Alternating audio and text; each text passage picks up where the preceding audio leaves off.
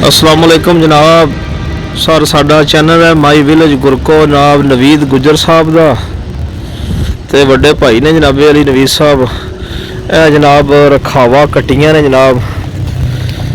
इस जनाब कट्टी दी मां जनाब अल्लाह तुहाडा विकी जनाबे अली 4,60,000 रुपये की जनाब सोहनी कट्टी जनाब सेल होनी।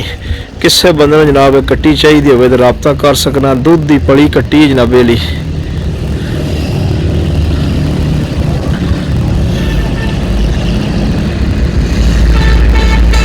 जनाब बीड़ कुड्डी कट्टी है जनाब, सोहना पुट्ठा सोहनी अख छोटी कोई दी जनाबे अली कट्टी है।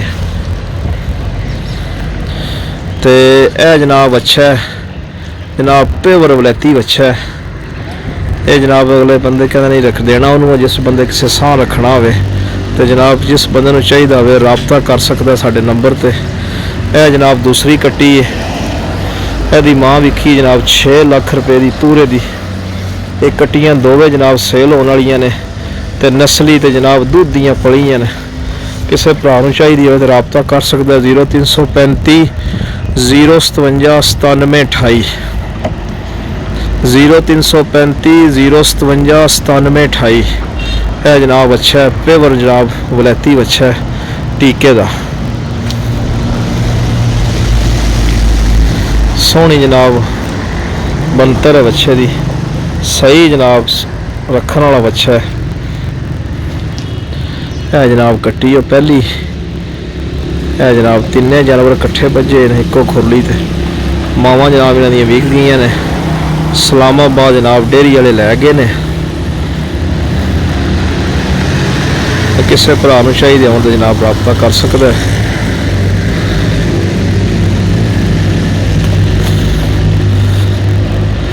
इस पास जनाब गोश्त वाले जानवर बजे ने सोहने जनाब।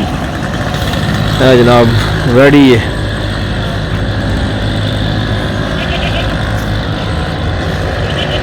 यह जनाब अच्छा है साहिवाल। यह जनाब कट्टा है 2.5 मन का जनाब कट्टा है।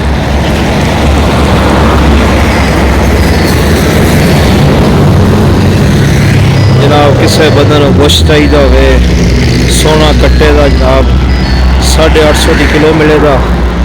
जनाब किसी को बच्चे का गोश्त चाहिए हो सोना जरा को आखे चांप का पुठ का गर्दन का जनाब कमी जनाब लभेगा। यह जनाब बकरे ने।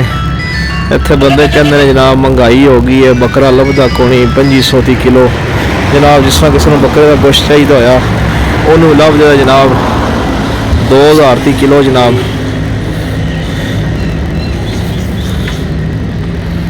और जनाब जिस किसी को गोश्त की जरूरत हो तो भी रबता कर सकता। 0335 057 9728